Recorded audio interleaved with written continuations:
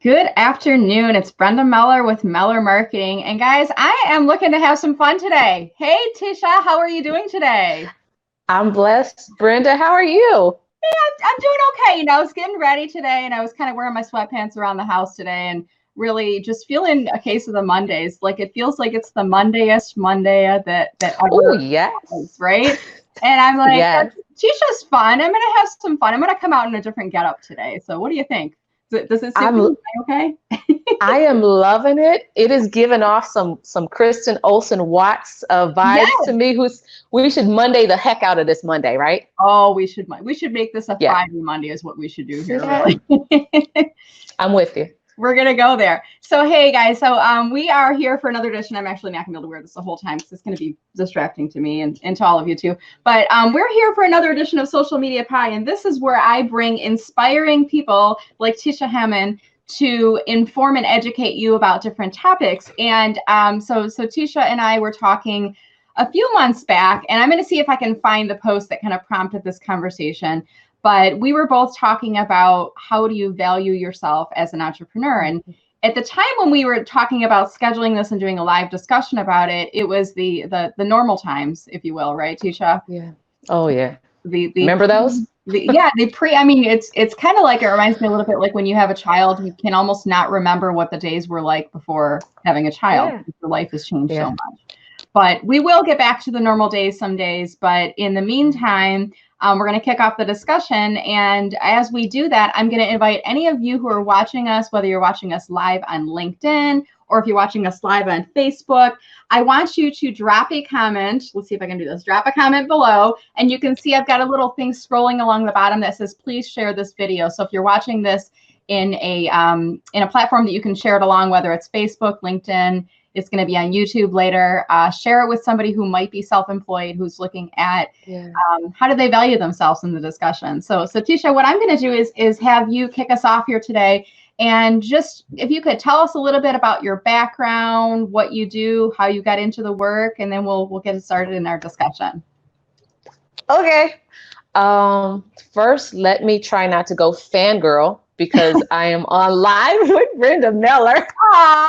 I was gonna be like fangirl over you. I feel like we bumped into each other a few times in person, but the first time I met you, I was like, oh, should I ask her for her autograph or would that be weird? Stop. I remember that we were at Mimosa. That was great. Yes, there's been a couple. That was in Farmington, is that right? Yep. And then we've also seen each other at a couple of NABO events since then. Oh, yeah. And what's your affiliation with NABO? So I'm the Member Services Director for the Greater Detroit chapter. Okay, great. Yeah, and then tell us a little bit about what you do for your business. You're the Small Business Cheerleader, if I'm remembering that correctly, right? I am, and I love that name. Before I was a Small Business Cheerleader, I was a uniformed law enforcement officer protecting and serving our borders here in the U.S. Wow. and abroad in another country. Mm-hmm. Some of those stories I just can't tell. So I enjoy the business side of stories that I can share with people. And the reality is that I spent a 21-year career in the federal government, serving and protecting the best way that I could. And I ended that career as an equal employment opportunity specialist. Mm-hmm. And that was amazing. It was wonderful. It was time to end that chapter and to take on a new assignment. And I was able to retire at the age of 41 years old and start working for myself full time. I had been in that wonderful quandary that a lot of entrepreneurs find themselves in, where they're working full time for someone else, mm-hmm. and they're trying to manage their business in the evening hours, on weekends, and you have no time to do anything that is of real value. And you're pulled and constrained and just tied up in all kind of directions. Mm-hmm. And in 2018, I was able to bid farewell to that career. It had been good to me and I had been excellent to it. And it was time to work for me. And thank God for a supportive family and for financial planners who really helped understand what my value was, helped me understand my relationship with money. Mm-hmm. And thank God for a supportive husband and household. I couldn't have made that transition easily without them. Was that a difficult decision for you to make on changing paths, or did did it feel somewhat natural? And, what were your emotions when you were going through that process? Okay, so for years, I owned my business for 3 years while I was still employed full time. And so in those 3 years, I was literally having conversations with myself. Yeah. Our friend Kim Boudreaux Smith talks about that inner critic, that hag in the attic, as she says, that is not your best friend. Let me tell you, that inner critic who wants to defeat you. So I'm having conversations with myself. Of course, I'm having conversations with my husband. And those conversations were like, oh God, I'm ready to go. I just want to do my own thing. And then the reality sets in that, yeah, you can want to do your own thing. And I want that for you too. But these are some things that we have to take care of. And how about trying to reach a professional milestone in your career and making sure you have your retirement in place and, the level-headed side of things. And then there's me, the impulsive. Now I'm just going to jump. I'll learn how to fly on the way down, kind of thing. And literally, I remember clear as day. It was March 15th of 2018. Wow. After years of, when am I going to do this? When is going to be the day? I remember calling my supervisor and explaining what my reality was. And my employer was gracious and of course tried to say and do things to get me to stay. Yeah. And I appreciate it. I appreciated those things. Yeah. And was super grateful for that employer. But on April 3rd, 2018, I made another phone call and I was just like, today's the day. That's it.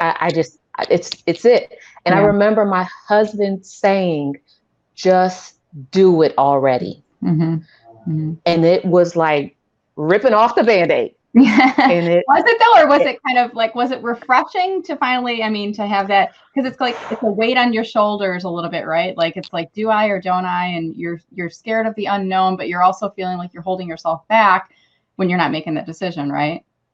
Absolutely. It was a blend of raw emotion. I cried because I was scared, but then I cried because I had time to take care of my family and our needs. And then I cried because I was super thankful that I was able to just be impulsive and spontaneous. And then I cried because I didn't know what I was going to do next. Right.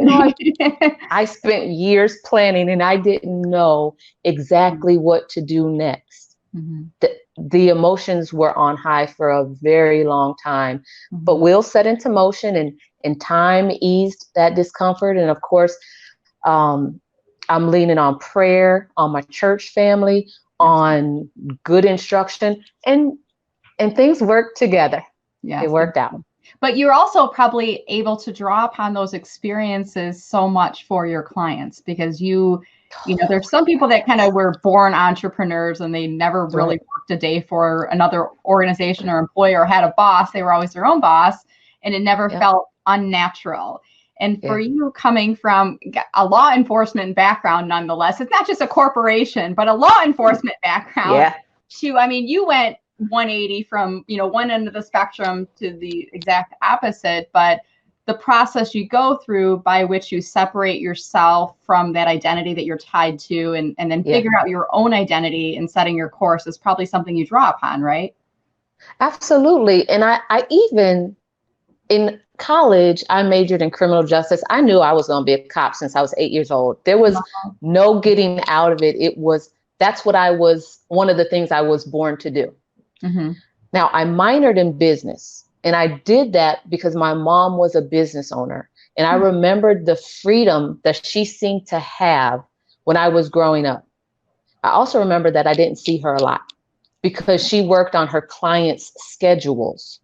So I'd come home from school, she'd be home all day because her clients needed her in the evening. She would leave in the evening, and then I don't have a lot of memories after that. I'm sure she cooked and all of that good stuff. Right.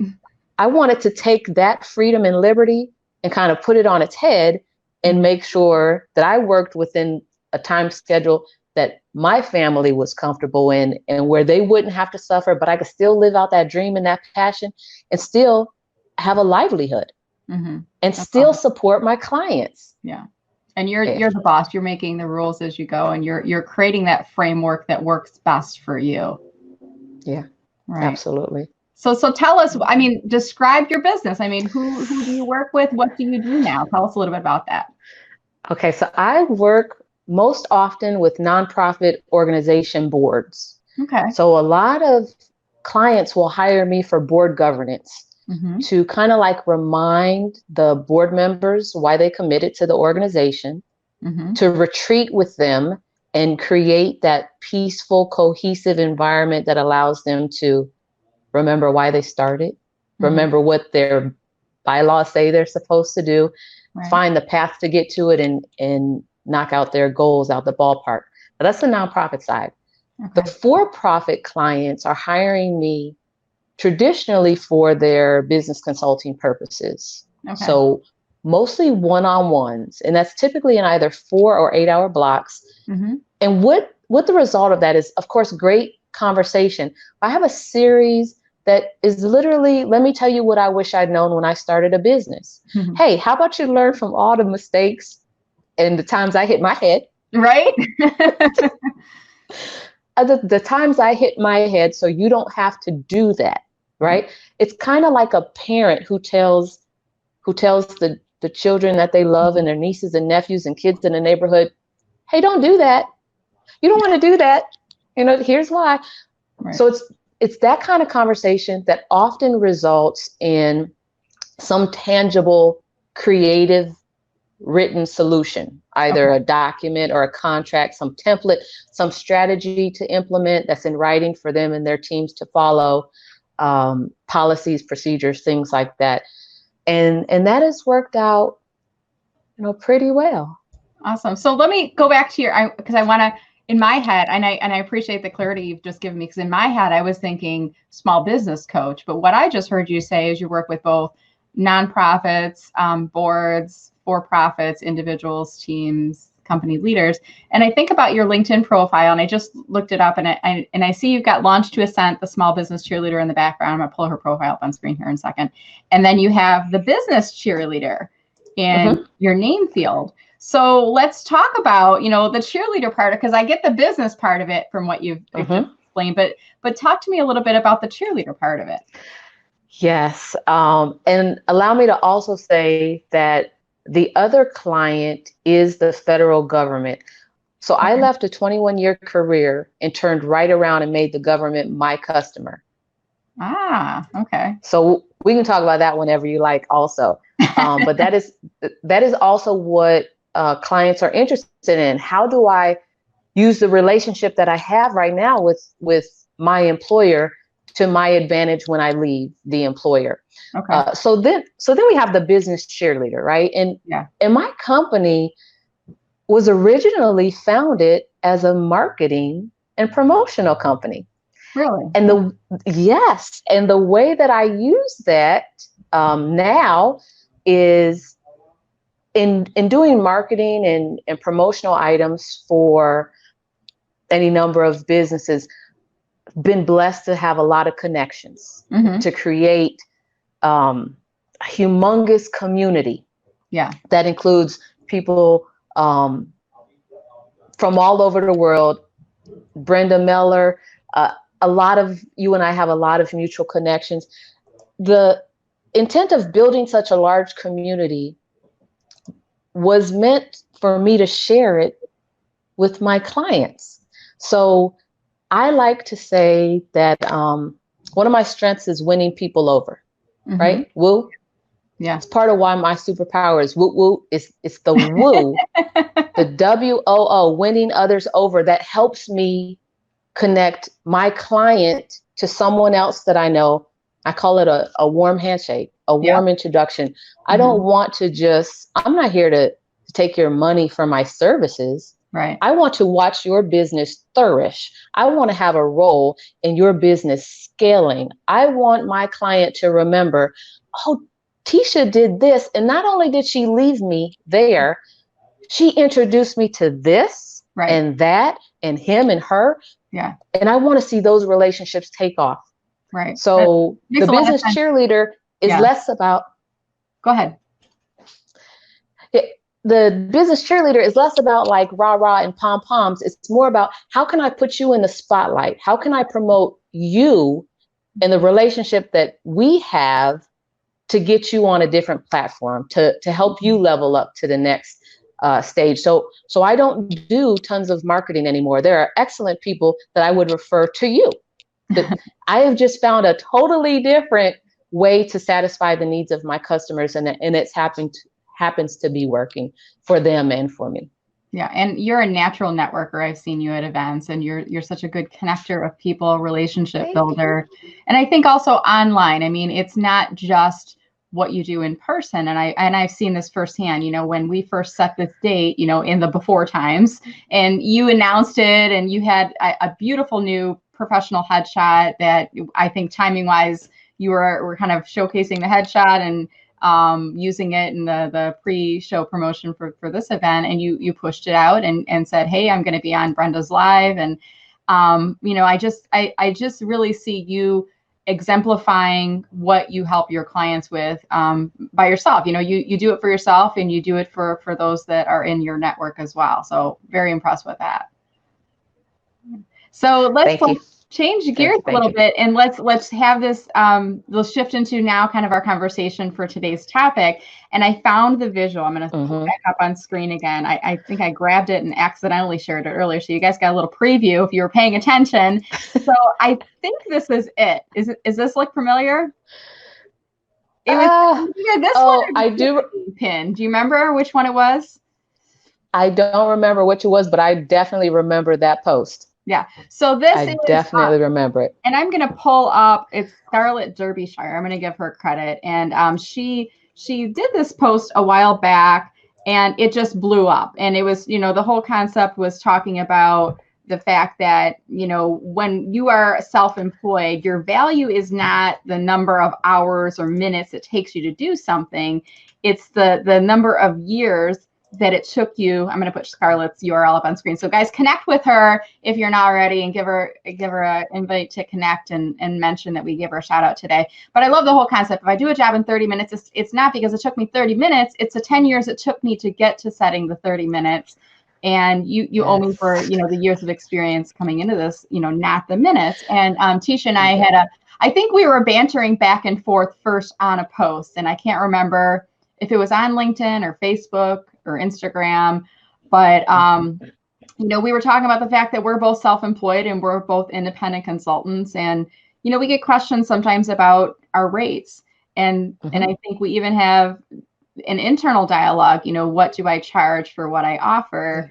And you know, I think, I don't know if it's a female thing. You know, do we both struggle with it because we're trying to make sure that we are getting paid fairly for the services that we offer, but it's also challenging in that you know, you get questioned on what you're charging for your services. So it prompted us to, and I think you about this online here today. So so Tisha, you know, so I mean, is this something you still struggle with in terms of setting your value, or do you feel like you've reached a place now where you're comfortable? You know, how do you value your time when you're self-employed? Yeah, it took me 5 years to find my comfort zone. Yeah. And it was a painful 5 years of, you know, negotiating with myself, and then setting a price, and then telling the client the price, and then talking right over it or speeding through it really quickly because I wasn't confident that they would say yes, or that they would see my value or understand the expertise behind that number. I had a great conversation last year, though, with Mimi Braun. Okay. She's the president of the National Speakers Association here in the Detroit area. And she told me something that I wish I would have learned before I started my company. Yeah. And she said, essentially, Tisha, tell them your price and Mhm. shut up. Right. Really good Okay, advice. well, it's excellent. And it might even be sales training 101, but I hadn't gotten that memo until last year. And I'm going to tell you, whatever the way that she gave that to me was like on a silver spoon, and I ate it up. The next conversation with a client that I had, I followed that advice. I said the client, sometimes you got to warm people up to these conversations. And sometimes the people have already been warmed up and they just want to know bottom line numbers. Yeah. Like, let's Well, get started. What's your fee? And not exactly. And Tisha, it might have been this. I'm trying to remember which one because there's a couple of threads I put, but there's another graphic, and I put this one together. And this was after, I'd been in business for myself for a while, probably a year and a half or so at this point. And in the beginning, it's like you get a lot of people reaching out to you.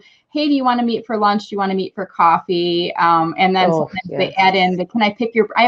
I have a couple of LinkedIn questions for you. I have a couple of marketing questions I'm hoping you can help me with. And, or let's just jump on a quick call, hey, let's meet for coffee. I need your business consulting. I put together jokingly, I was at a point where I put together jokingly, here's my rate card. Can I pick your brain? Here's my price for that. And quick question. It's not that I don't give away things for free. I'm always giving away free advice, but it comes to a point where I think sometimes people forget that you and I work for ourselves and we don't get an employer paycheck anymore. Right. Yeah. Yeah. So it was definitely a luxury, receiving a paycheck every 2 weeks, guaranteed income. When you're self-employed, your income is not guaranteed. Right. Your cash will flow or it will slow down based on what you allow your time to be used up on. Yeah. And so I love your rate card, whether it was a joke or not. It holds a lot. It holds a lot of value, and it's what a lot of us probably want to say. So I came across a post early last year, a gentleman, I don't recall his name, and he literally said in this post, I charge $500 for a cup of coffee. Yeah, really? He said that. He said that, and I believed him. Yeah. I believed him. And I took a piece of that. Now, I am not going to charge $500 for a cup of coffee today. Maybe in the future. Today just now. I love that. Today. Not today. Look, the world needs love right now. They don't need to be charged $500 to sit and have coffee. Plus, I can't sit and have coffee with you anyway, unless you live in my house. Right? We can have a virtual coffee, right? But exactly. But today I don't charge that. When I read that, it empowered me to remember, kind of like what you did in your rate card. Like, I've had like 80 cups of coffee, and what did that get anybody? Yeah. What did it get anybody? So 2019 was not a hard pivot, but it was a soft turn for me in how I spent time. I went to far less coffees. And then I don't really love coffee, but I love chai tea lattes. So I started inviting people to that just to see where they were, if we're a match. Some people don't want anything to do with coffee or aren't fascinated by that. So I would throw out, you're inviting me for coffee. Let's have a chai tea latte. I just want to see where the conversation goes. Yeah. But I went to far less in-person chats over coffee, right? And I started asking people for breakfast. Okay. Started asking people, do you want to go to breakfast? Because if we're going to sit down and drink coffee, we're going to be there like 90 minutes. We're going to be talking about everything else but business. At least I might need to nourish my body. Maybe you will too during the meantime, right? Yeah. I did my mileage for 2019. It was thousands of miles less than 2018. So you made that decision in 2019 then to shift the coffee conversation. Yeah. And a lot of people didn't want to go out for breakfast. The whole pick your brain. I have mixed feelings about people wanting to pick my brain. Sometimes I don't mind. Sometimes though, after a really good introductory conversation of mutual discovery, I'll end up asking, are you looking for mentoring? Are you looking for me to help you scale your business? And I just want a direct response at that point, because you want to meet by phone and then have another follow-up meeting by phone. You want to meet in person, and we've done no business, but we've built an incredible library of conversations. And that sometimes doesn't even evolve into a relationship. You can kind of tell who is looking for a long-term relationship building, because there are possibilities of opening up networks. And by all means, I don't look at people as paychecks. Right. I'm looking at networks. I'm looking at, if there's not an opportunity for you and I to do business, you are still valuable and conversation. You can still invite me to your calendar, and I can invite you to mine. I have 3 things on my calendar every day. That's be a friend, make a friend, and share a meal. I'm always willing to do that every day in some way, shape, or form. But sometimes after numerous conversations or incredibly long first-time conversations, I just want to get to the bottom line also sometimes. And so I will ask people directly, are you looking at me as a mentor? Or are you looking at me as a business consultant? I need to have an idea so that I can understand what value you'd like me to bring to this conversation. So I want to add to that. So I think, I appreciate you sharing that and your approach. And for me, it's like the further I got into my business in the beginning, I think it was really critical that I do a lot of networking and meet people for coffee and lunch, because I was trying to figure out, what do I do? How do I shape my business? What do I offer? And then over time, I don't know about you, Tisha, but I'm an East Sider. I'm in Macomb County. People don't come to Macomb County to meet me for coffee. So when I would be meeting them for coffee, it would be, a good, we'll call it 45 minute to an hour drive with rush hour traffic to go out and meet them. And then to your point, an easily hour to 90-minute discussion over coffee, and then another 45-minute drive back. So that's half of my day. And to your point, what did I gain? So I started being very conscientious about limiting those appointments to where I felt like it was a mutually beneficial conversation. Not because I'm being selfish, but because I needed to be conscientious of how I was sharing my day, because then I'd get to the end of the day and I was up to midnight getting proposals out and client work done because I had a 3-hour coffee block. So, shaving that out, it kind of gave me a little bit of sense of control back for my business. And, it allowed me to give myself permission to value my own time as an employee of myself. So, I think you and I, we share very similar philosophies there. What I'd like to do at this point, Tisha, we've been online for a little while. I'm going to just take a quick peek on LinkedIn to see any comments or questions that may have come in. And I'm going to give some shout outs too. So if you happen to be watching this, give us a comment below whether you're watching this live or in feedback. If you know Tisha, let us know and say hi, Tisha. And I know she was promoting this event a lot, so give her a little shout out there.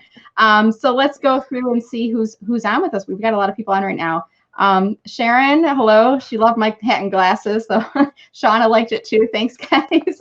I got a hashtag BOA going today, so that's kind of fun. Yes. Hey, guess who's watching us? Kim Boudreaux Smith. Kim, I hope you heard us. We were talking about you and your hag in the attic a little bit earlier. Shauna says we're both awesome, fangirling over us both right now. So I don't know. You know Shauna Ramsey? I have recently been introduced to Shauna. Okay. We're in the same circles. We've connected based off of this week because she's one of your upcoming guests. Yes, and Shauna is like a super connector of people too. I feel like you ladies, I should say, have similar energy and positivity. So great person. So Sweta says, hello, ladies. Sweta's joining us from Canada, so we're international right now. Love your background. What does the Pilates thing say? Okay, so somebody asked the question. Tisha, if you've ever watched me, I sometimes will break on a camera. I'll go off camera entirely and then I'll come back in. That's what I do. All right. This is my sister-in-law got this for me. And if you know me, if you know me, and I'll have to blur this out when I put it on YouTube later, so I don't get like knocked off of YouTube. No. But if you know me, you know that I love coffee, pie, and chocolate. My sister-in-law bought this for me, and pie and lattes. Oh, wouldn't give for a coffee shop latte right now. That is awesome. Yeah, that is awesome. So thank you for noticing that, Sweta. Regina Hall is here. Hi, Regina. How are you doing? Hi, Regina. Let's see, Lisa Wicker. Do you know Lisa? Oh, hand to my heart. I love me some Lisa Wicker. Yes, career mastered. Oh my God, yes. Shannon Andrews. Hello, Shannon. Thanks for joining us. Jessie Black, and Jessie actually caters to entrepreneurs. She is a community manager at a organization called The Collaborative, which is out in Mount Clemens here in Macomb County. Mm-hmm. So hi, Jessie. Thanks for watching us. Let's see what else. Rachel Downs. Do you know Rachel? I feel like she's another person. Oh, don't kill me. I feel like I know the name. Rachel, don't be mad at me. Not connect with Tisha. Reach out and invite her to connect. Yes. And check her out. So Regina Hall, Darren Lawson. Darren's on with me later on this week too. And then Kim agrees. My brain is not rentable or clickable. So on that note, Tisha, what advice do you have for folks that are watching this right now who may be independently employed and there's a careful balance, right? Like, what do you give out for free? And then at what point do you kind of hold the line? So what advice do you have for how to handle those conversations? I like people. I still like people. I know a lot of people that are getting tired of people at this point. I mean, people are okay, yeah. we kind of need them. We kind of need one another. And I am usually avail myself to a 15 to 20 minute conversation. Okay. We can just see where we are and get to know a little bit about one another. I'm typically open to those video chats, telephone calls, whatever the case may be. I'm pretty much into that. Yeah. I think one or two of those can pretty much give you an indicator of whether someone wants to have you in their network, mm-hmm. Or what the purpose or intent is behind someone's interest in you. If it's not business related, I prefer people to tell me upfront. Yeah. Mm-hmm. And that's fine. It's great. Not everyone can be my customer, and I cannot be everyone's cheerleader, and that's mm-hmm. fine. I would like the information upfront, and if I am then looking for a coach, a cheerleader, a consultant, I would share that upfront with someone as well. So I don't want to be a waste or drain on someone's time. Yeah. So the advice I would give is to ask direct questions. Mm-hmm. If there is a second conversation, you have that mutual discovery time, 15, 20 minutes. If there's a, hey, let's follow up. Be sure to ask direct questions about where the conversation is, what you can expect to be talking about in that second conversation, to give yourself a better idea of how much time you want to dedicate to it. Mm-hmm. I think it's important for self-employed people to understand that no is a complete sentence. I got to give my fabulous NABO president, Charmaine Braun, credit for reminding me of that. No is a complete sentence. And as business owners, we get to select our customers. We get to identify our ideal customer. And I think we got to be honest with ourselves about who that is. And that takes asking questions and listening to your gut. And let's see, guard your downtime. Yeah. Build in some downtime, whether it's disconnecting from telephones or video chats or social media or whatever the thing is, to disconnect so you can recharge your battery and be on full charge when it comes back around time to doing business. Yeah, I'm going to put both of these tips up on screen right now because these were both really good ones here. No is a complete answer, and guard your downtime. Yeah. So I had a situation recently where a gentleman, it was a random phone call, but it was a 586, which is kind of in my area here. So I usually don't pick them up, but I picked it up. And this was probably, I don't know, maybe 2 months ago now. So it was in the normal times. It was in the times where we could have really met for coffee.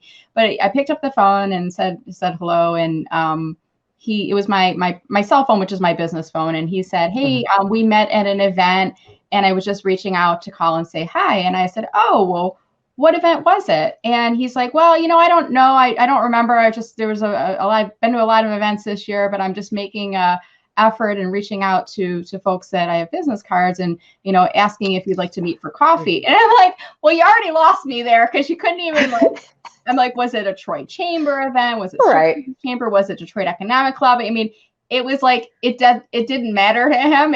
I was just randomly being pulled out of the shoebox.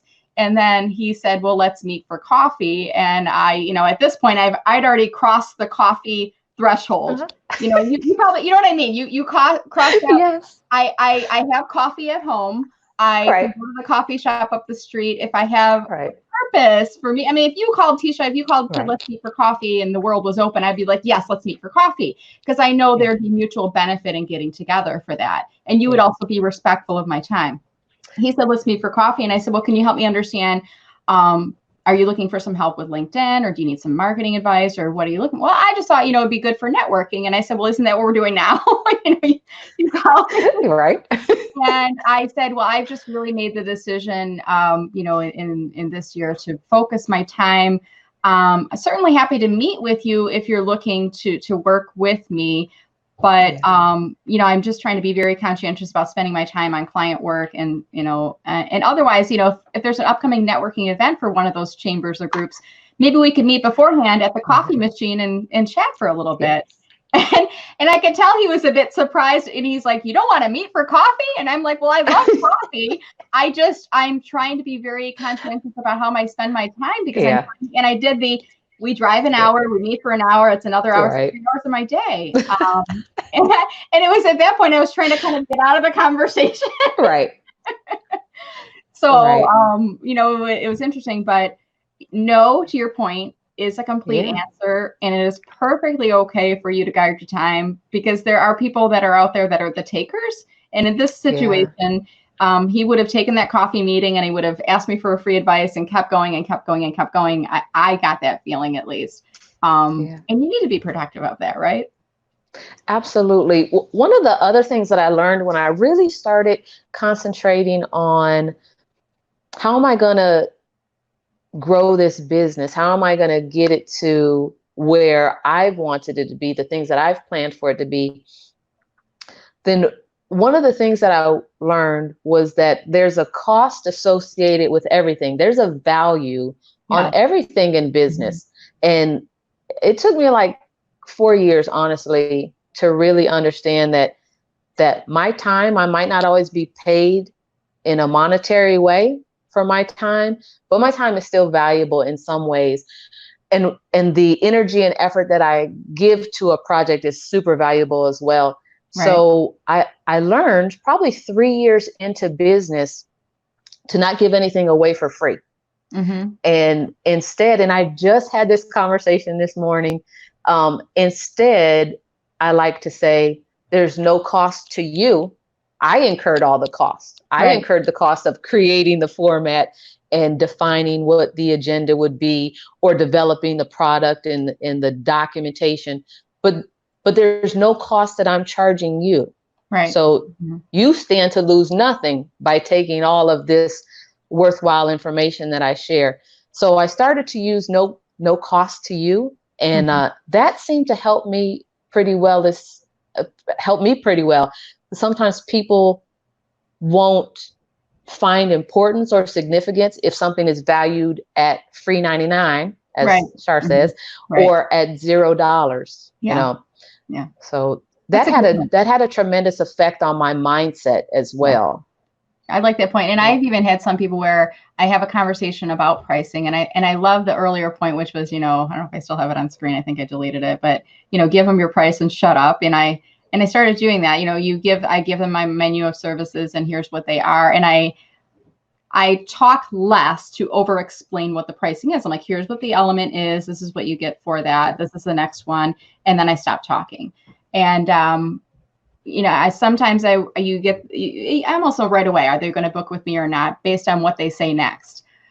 Well, let me get back to you. I think I have to check with my manager or, does that include, if they're kind of trying to justify, they're asking does that also include a recording of that, or do I get anything else with it? And you can kind of tell where things are going. And then I have some people that would say, well, I saw, someplace that you do complimentary consultations. And I said, well, where did you see that? And well, it was someplace on your website. Well, can you show me the page where you saw that? And, and it might be a mention that says we'll have a 15-minute discovery call. Sure. And, and I'm okay with giving out a freebie, a free piece of advice during that 15-minute conversation. But I've also learned to say during the call, if it does seem like they're trying to do a lot more free information getting, if you will, I'll say, well, we've got about 5 minutes to go. I do want to make sure we get through the services. If that's okay. I know your schedule's busy, my schedule's busy, but you have to kind of guard that process a little bit. But we have 15 minutes, and starting the call by saying, okay, we have 15 minutes. What I'd like to do during the call is go through X, Y, and Z. I'd like to hear a little bit about your background. I know we're both busy, but I think you have to control that. Otherwise it will control you. And then you get to the end of the week and you're like, and even like, how are you dealing with where we're at right now? The pandemic, it's having an impact on our business. Are you shifting more now to online, and are you finding an increased demand for what you're doing online right now? Or where are things going for you right now? Yeah, my shift has actually been to telephone calls. Great. And I have been inundated with virtual meetings. Yeah. I had to put a boundary on how many meetings I will allow myself to agree to every day. Okay. Because it's not like someone walking into my office, and I don't know why it feels like I'm using up more energy to sit and be presentable on a video and not my office. I don't know what the difference is, but the back to back, just because we might be working from a home setting, still has weighed on me at the very least. So I have put a limit on how many times that I'm going to meet virtually. And honestly, I have told people, hey, let's just talk by good old fashioned telephone. Right. I'm okay with that. Yeah. So the consultations continue. Yeah. I'm with you. Yeah. And so I haven't had to do any major pivots.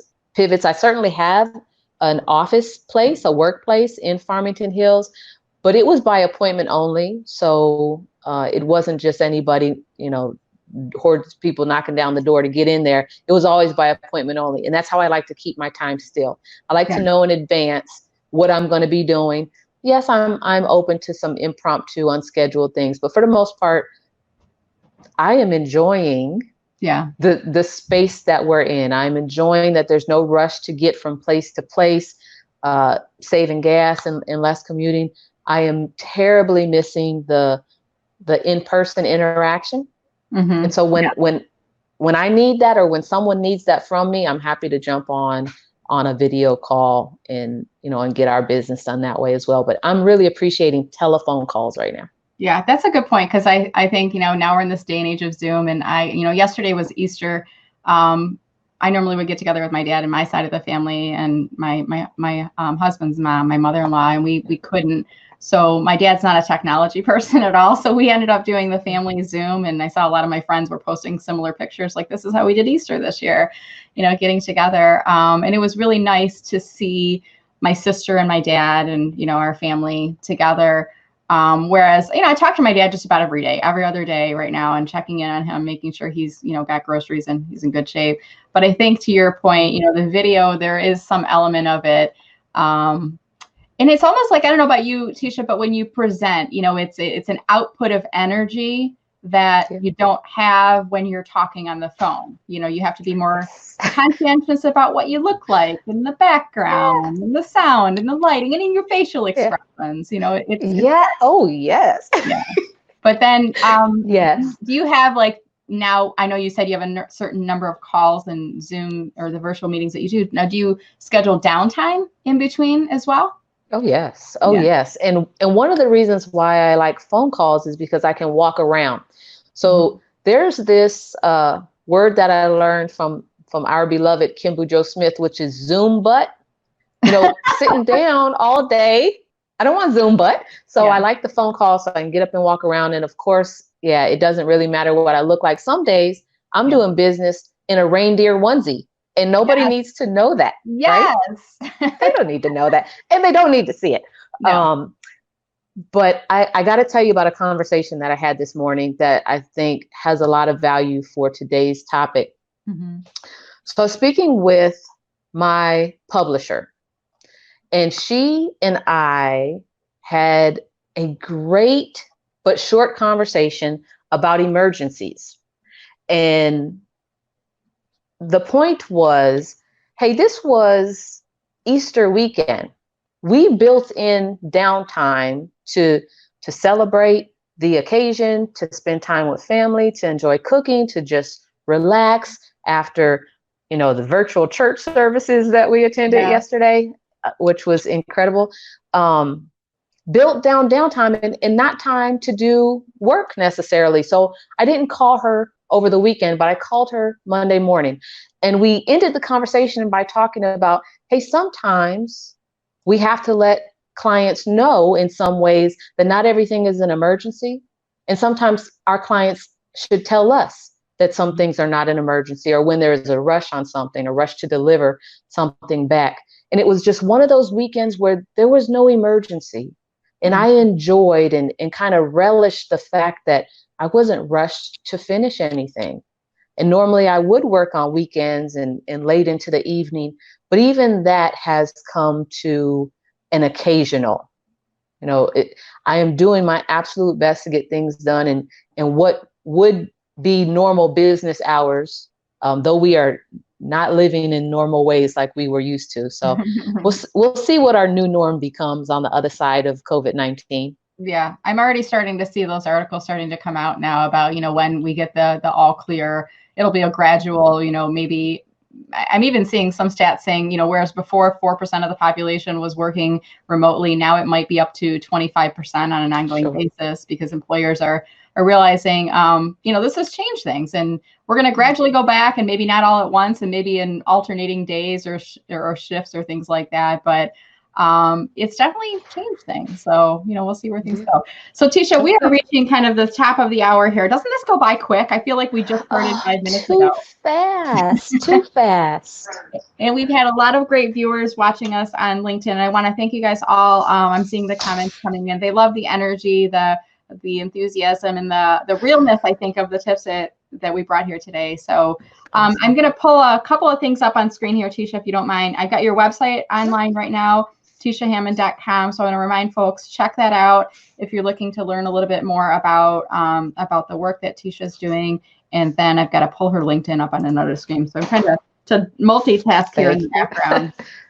Kind of navigating. It's like being a pilot. There's a lot of things in the instrument panel to kind of push these things in the background. And then on LinkedIn, Tisha, are you open to accepting invitations from folks, or do you prefer followers instead, or what's your philosophy there? I am open to accepting connections. Awesome. Okay. So we'll invite folks to jump onto your LinkedIn there and learn more about Tisha by going to her website, going online, definitely connecting with her. If you happen to be watching this video in playback on another network, when you reach out to connect with her, mention that you saw this video of Tisha here online today. So in our wrapping kind of few final minutes here, Tisha, any final words for folks about our topic, valuing your time when self-employed? When you set your value, you ought to set a rate, that includes, that factors in taxes and rent and utilities and wages, fees, inventory costs for storage, things like that. But we're seeing through the small business stabilization programs, such as the payment protection program, having a salary is crucial. If you are self-employed and have not committed to giving yourself wages, taking an owner's draw, or setting a salary that you do not waver from, you will understand the challenge that you might have in creating the necessary paperwork to support a request for relief or assistance as a very small business owner today. So pay yourself and document it. Pay yourself and document it, please. We have got to think of profit first business models, though we are our only employees to manage at the moment. So you mentioned Profit First, which made me think of the book Profit First. Are you familiar with that too? Yes. Because if you didn't mention it, I was going to mention it. So this is the point where I go off camera. Hold on, everyone, because I'm going to grab my book right now. Like literally, guys, this is what I do. I go off camera. I go rogue. I have fun. I put fun things on. But this is the book, Profit First, Mike Michalowicz. No, this is not a paid advertisement. I did purchase the book based on the recommendation of a fellow entrepreneur when I was getting started. And the philosophy is essentially, instead of going, let me see if I remember this, sales minus expenses, the money that's left over is your income and your profit. You kind of start with setting a percentage that from every sale that comes in goes into a profit account. And then another percentage goes into your owner's, what do they call it? Owner's comp, and then expenses, and then taxes. And then you gradually increase the percentages. And then one day you look up and your Profit First is like, that's your fun money account. And you take a draw every quarter and you get to spend it on whatever you want. And you're not having the stress and pressure of how much should I be spending on expenses, because you know there's a formula you should follow. Oh, yeah. Definitely create a formula, whichever works best for you. And I was stuck in kind of like a faith first business model for 4 years until a dear friend, Arian Hargrove, showed me that Profit First book cover. Just the cover alone reminded me like, ooh, I can love God and have a profitable business. Yeah. Okay, I can do this. I can do this. Profit is not a dirty word. It's really not. And when you're self-employed, you should bring money in. You shouldn't be making less than minimum wage. If you are, then there's some structural things to address. And I'm guessing, Tisha, that you might be able to help people with some of those issues too. I think you're right there. I like how I did that little segue. Like it's all scripted, you guys. This is all very, very well scripted. No, it's not. I just go with it, kind of. You're great. So Tisha, thank you so much. I had a lot of fun chatting with you today. I've seen some other comments coming in on LinkedIn, so I'll ask you that. I'll give you the link. You can pop on there later and say hi. But for the viewers who are watching, if you happen to be watching this in playback, still leave a comment below. Tisha and I will continue to monitor the comments. Right now it's on LinkedIn and Facebook. A little bit later, we're going to be sharing it out on YouTube as well. And if you found this helpful, share it with somebody who maybe is getting started in their own business or struggling with some of the concepts that we're talking here with today. Connect with both of us on LinkedIn, and check us out online and learn more about it. So thank you so much, Tisha. It was really nice chatting with you. Hugs. Thank you. Virtual hugs. I've not done a virtual hug. You're my first virtual hug. So there you go. I always try to do a fun cover image for YouTube when I push the videos out. So I'll see if I can grab one of those as the fun cover our conversation. All right, Tisha, thank you so much, and stay safe and stay healthy, everybody. Have a great afternoon. Thank you.